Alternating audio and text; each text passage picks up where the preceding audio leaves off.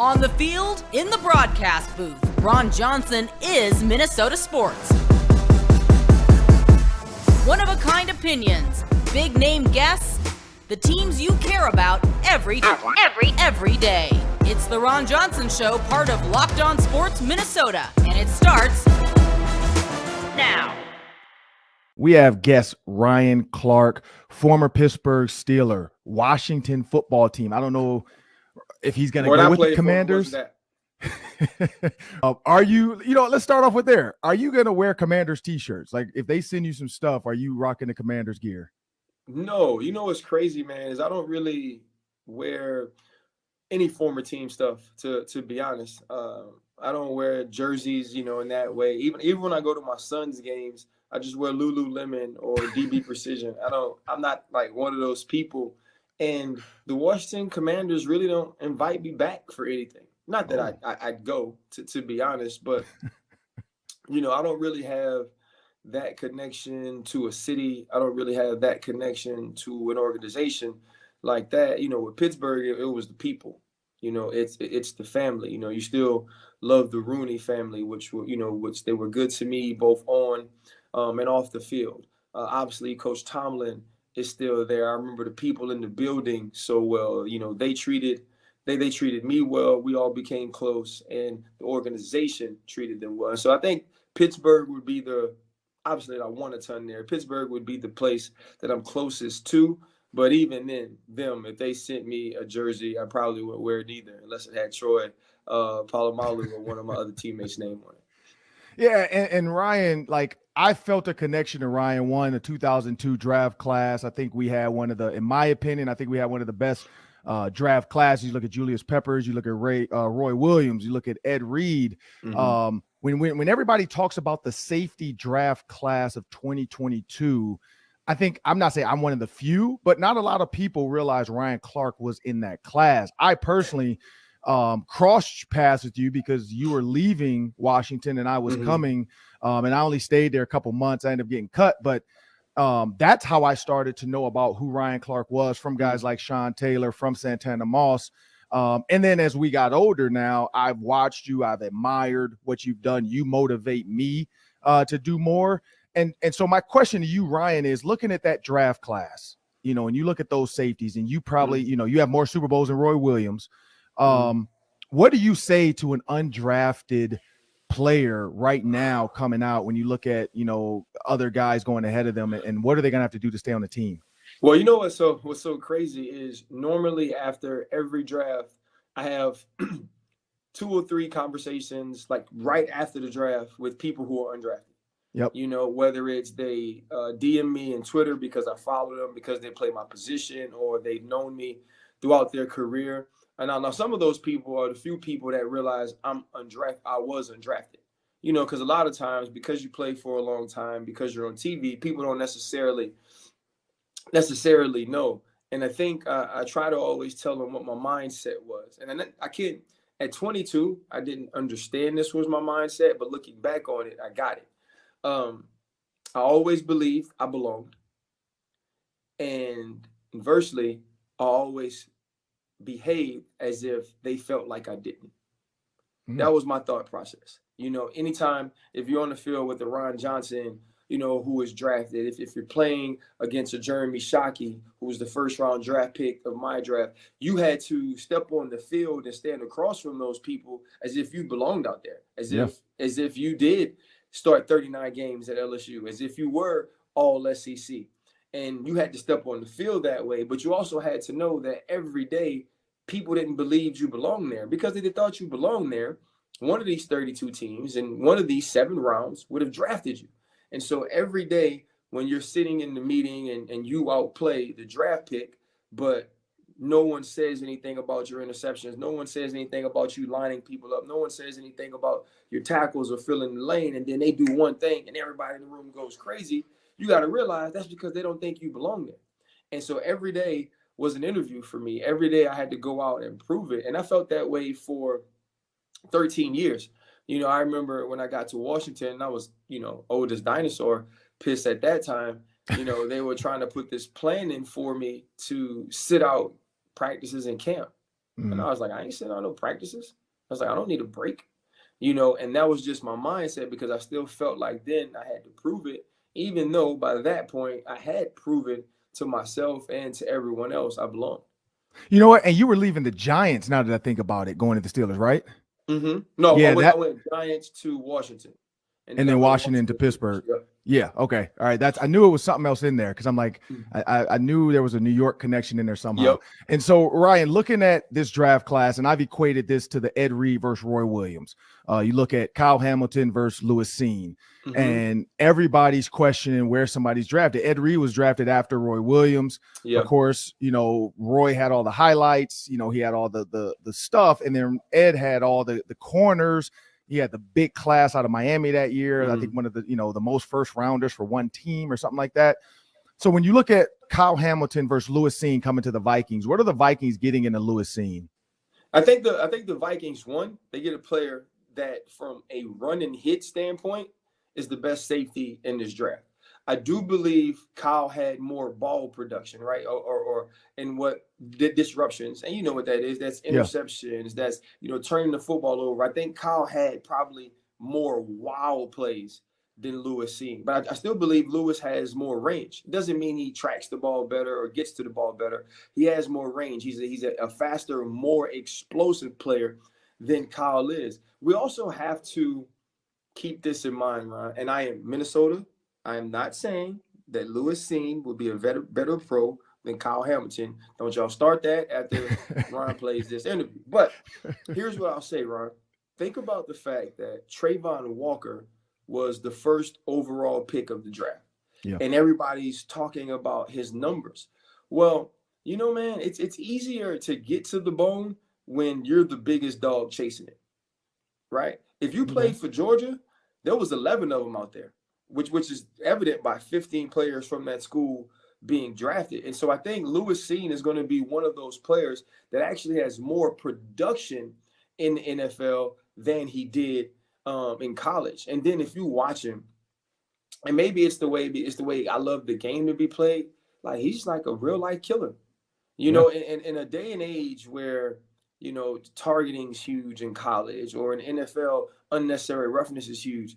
This is a dude that seeks and destroys. And I think that's still of high value in football and in the NFL. Obviously, you have to do it within the rules, but I think he can do that. And so he's an extremely confident player. He was a high school All-American, huge recruit, you know, played from the time he stepped foot at Georgia. You know how hard that is, Ron. And I think you got a true first-round safety, a true plug and play guy based on the type of things he had to be able to digest, right, and then regurgitate at Georgia. And I think it's a good pick for the Minnesota Vikings. Yeah, when you look at the draft as a whole, and so we're going to take a look at the trades. This is Kwesi Adolfo-Mensah's first year, Kevin O'Connell's first year as head coach. I know personally the Ravens would never trade with the Steelers. Like, I don't think they would be able to do it, you know, mentally. I just think they would say, you know, screw this. Somebody else has to want to trade with us. But the Vikings did it twice. They traded with the Lions and then the Packers. And so a lot of fans were pissed off. You know, they didn't understand the purpose of helping the Packers out in the trade. You know, you see it on the media. Everybody's saying the Vikings got fleeced. I heard it this morning on the way into work. Same thing. Everybody on talk radio, the Vikings got fleeced. I watched ESPN.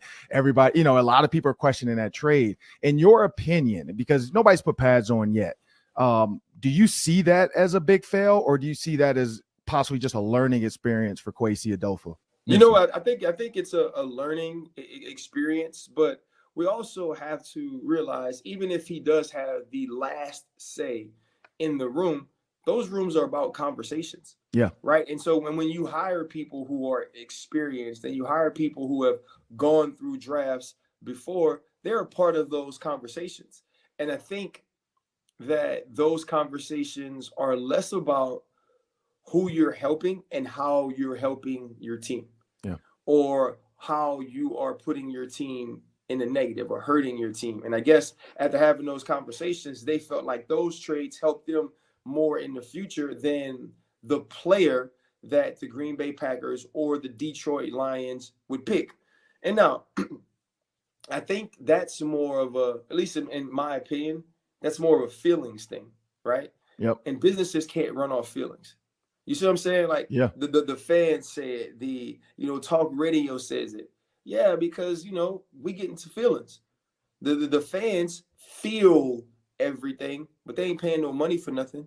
Right? They ain't paying no money for these players. They're not the people in the draft rooms trying to draft them. And then on talk radio, hell, we just need topics. It's a great topic. You know what I'm saying? Because it doesn't really truly have an answer. It's about subjectivity. And so, I believe if it can help your class, these are certain things that you do. If it can help your draft, if it can help your team. Watson from North Dakota State might be an amazing wide receiver. Mm-hmm. He may turn out to be Jordy Nelson. Right now, he's not. And you also don't get on the phone with the Packers and go, well, are you going to move up to take a wide receiver? And if so, what wide receiver is that? Because it's the wide receiver that we want. We're not going to, it's not how it works. And so they were going to find a way to move up anyway. Hopefully, if you're the Minnesota Vikings, you use that to, get everything you possibly wanted from this draft. And I think when you get a guy like Andrew Booth, who, I felt, was a first round talent, where you do, that kind of equals out to me. But I want to bring in former Vikings running back, Robert Smith. Robert Smith played for Brian Billick's offense. Brian Billick was my head coach, so I heard tons of stories about Robert, his two-way ability to be a running back and a receiving running back. So in today's NFL, he would be highly garnered in fantasy football. He was a guy that can catch it out the backfield. He can run it.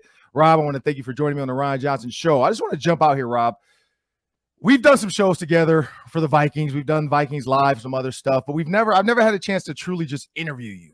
And so I'm excited about this, man. I grew up playing for the Gophers. Well, I grew up in Detroit, but I played for the Gophers. So in 98, I was here right at the heart of everything going on. I was a freshman at the University of Minnesota, so I remember you a bunch. Robert Tate, all the guys. And so when you think top five, that's what we called him, top five. That was my guy. So when you think about your time with the Vikings, and all the Vikings fans want to know this, man, 98, you guys were the greatest show on turf before it was created. What was that experience like with Randy Moss, yourself, Chris Carter, Jake Reed, and just the aerial assault that you guys had on the league at that point? It's funny. So the season before in 97, I mean, and you said it right there. Like, people didn't realize, having Jake and Chris and Kadri and myself and Leroy Horde, like, we had so many offensive weapons. And I remember, what in between meetings, you go into the players' lounge and you watch ESPN and you're watching the highlights. And I remember seeing all these highlights of Randy Moss during the 97 season. And it's just like, man, this guy is insane. And in the draft in 98, in April, I remember when we picked him up, and I was just like, this isn't going to be fair. I mean, it's not. How do we add him? How did we got picked at the same position overall, like 21st overall? How did we? And obviously, I know some of the off-field issues contributed to this, but I just couldn't believe that we were able to get Randy.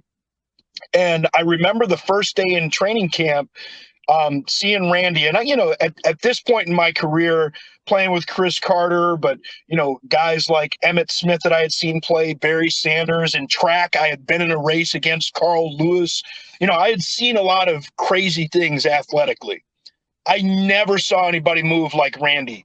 And it's funny when you're around world-class athletes and somebody looks that different. It just stands out immediately when you're an athlete and you've seen athletes perform at the highest level. And I spoke to my agent at lunch after that first practice, and he's like, "How did Randy Moss look?" And I said, "I never seen anything like this." And I said, "There's no question in my mind, if he stays healthy, he's going to be a Hall of Famer." And it's not like it was a genius move on my part to be able to recognize that, but that's what really stood out to me, that Randy just looked so different, and obviously on the field we played so different. Yeah, and I mean, honestly, man, I'm looking at the numbers. I've seen them and I've talked about them before, but It's ridiculous, man. When you look at what you did as a running back, I mean, you had 300 yards receiving, 1,200 yards on the ground. So, I mean, you were 1,500 yards of production in that time, but you also had Randy Moss and Chris Carter, man. Like, how fun was that, realizing that you were going to have space on screens, because when Randy and Chris go on a go route, everybody's got to follow Randy, and you got 3-4, I mean, I've seen catches of him with 3 guys draped on him. So when you get the ball on the screen in the open field, I mean, it was beat one guy and it's daylight. Like, how was that? It was insane. I mean, it was just such a fun year, and just a different feel. Like in the preseason, we went undefeated in the preseason, which generally doesn't mean anything, but it just felt different. Mm-hmm. We knew that we had something special that year, and it's funny.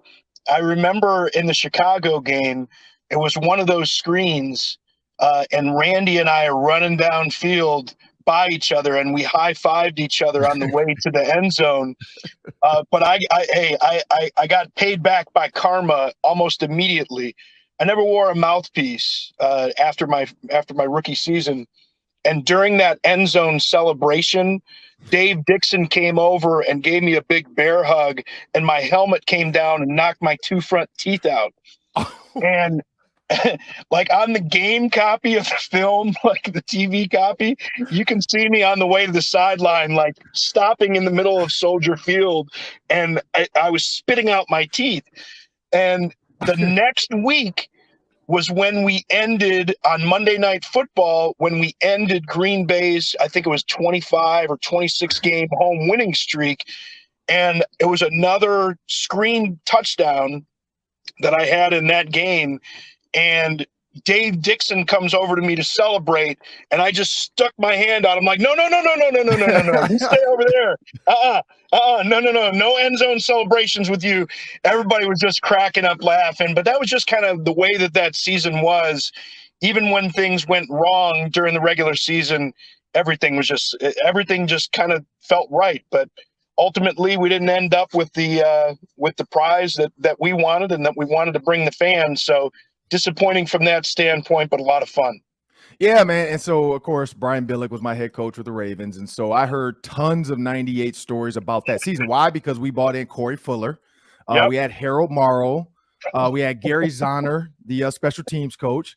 And so we heard tons of Vikings stories. And Brian would always, he would say some weird stuff like, hey, Ron, you were in Minnesota at this time. Let me tell you what not to do, in order to make sure, like whether it was guys arguing with each other in the locker room that could, end up in a fight and hurting themselves, or, guys going out too late and partying and having to get a call from the police that we got to come bail you out of jail, at 3, 4 in the morning. And so Brian's going through all the what not to do's. But one thing he did say, and so when I'm thinking about your team, and just like you said, the 15-win season and all that stuff, when you look at the Vikings, the Blair Walsh mission, the kick to the left, when you see stuff like that, does that always bring back memories? And because I know people probably always come back to like, man, the Vikings always find a way to let us down with the kickers. But, how is that for you, knowing that, it came down to a kick and everybody hates that games can end like that? It's part of the game, and you don't want to just dismiss it, because it does mean so much to you. And I remember, being in that locker room and, hearing grown men cry and being on the verge of tears myself in interviews after the game. Like, it meant so much to us, but you just know that that's part of the game. Like, and as a player, you have to understand that, and it can't be the end. You have to carry on. I mean, that's just kind of the player mentality. You have to move on.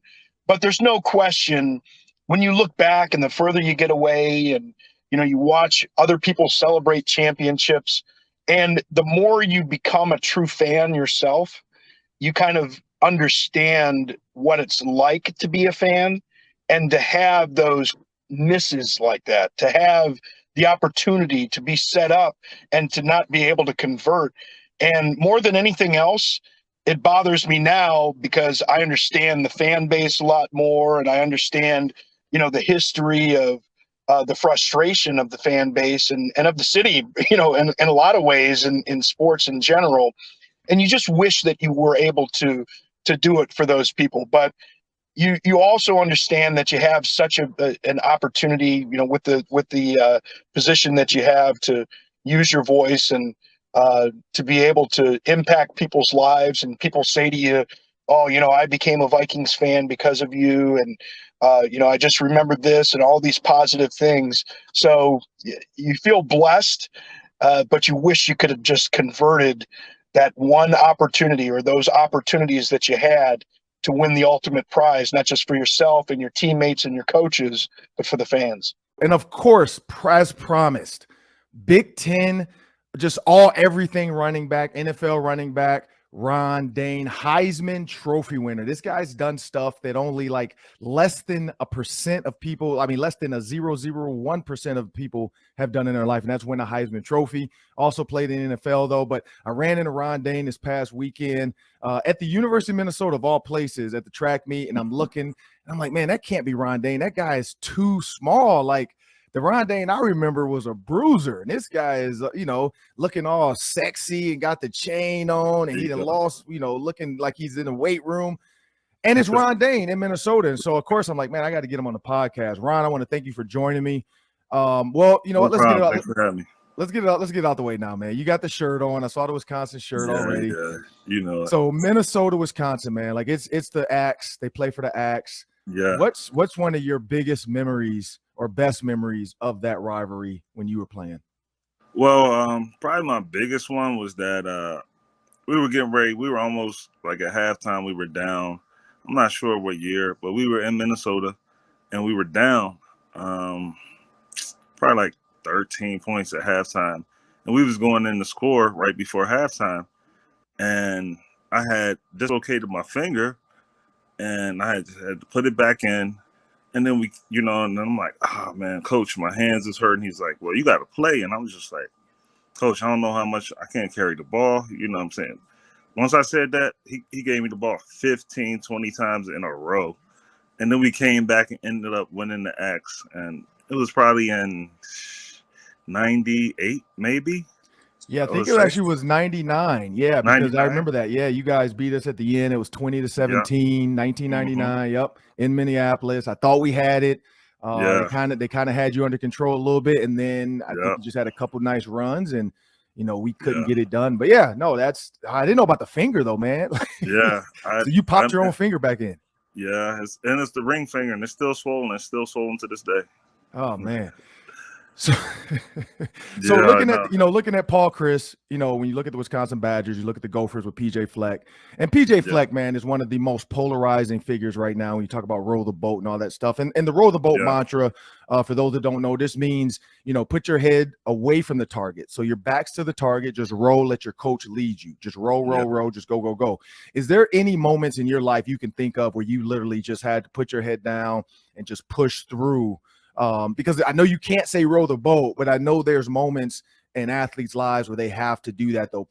Close their mind off and just go and just trust God, man. Like, have you had moments like that?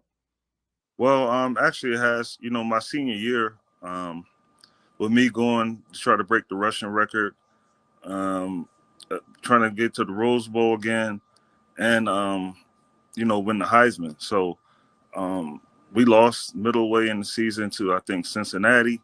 And I fumbled the ball, and I got smashed by Sports Illustrated. Everything, everybody was smashing me.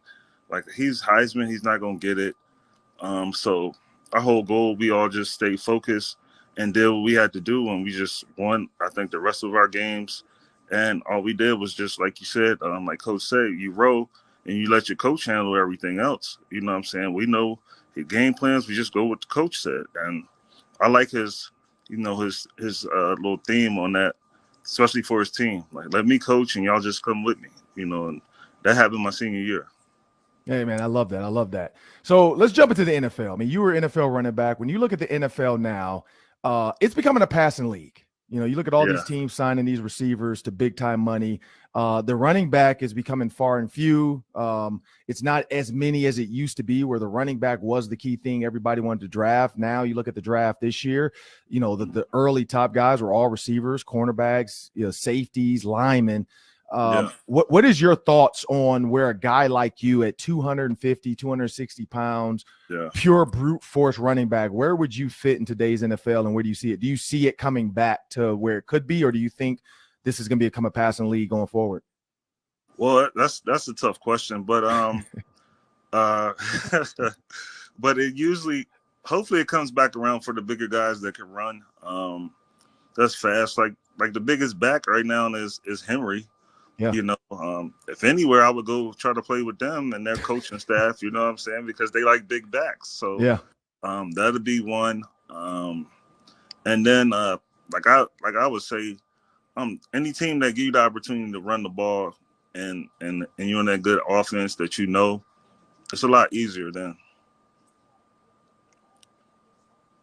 So when you think about the NFL, and I've asked you this question already.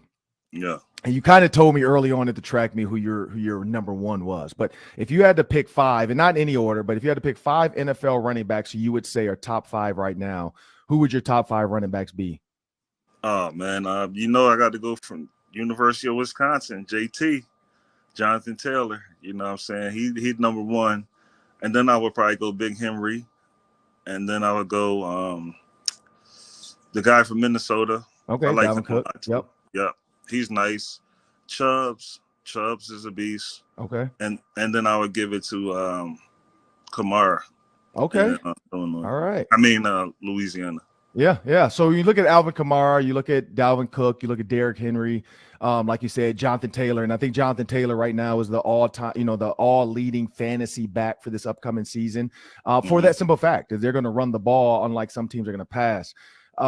When you see guys like Christian McCaffrey, you know, and he was highly rated before, and then injuries set in.